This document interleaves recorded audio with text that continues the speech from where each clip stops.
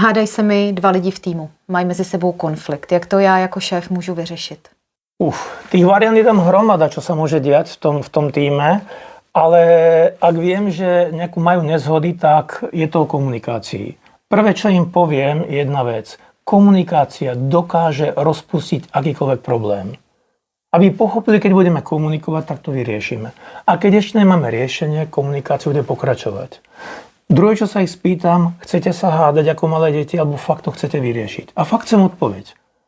A potom urobím tretiu vec, OK, tak povedz ty, čo máš na srdci a ty iba poslúchaj, počúvaj.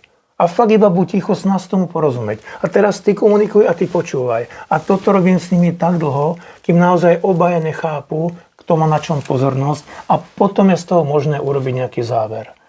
Ale keď riešim konflikt, vždy mám obidvoch pred sebou a dávam ich do priamej, otvorenej komunikácie, ktorú si ja riadím.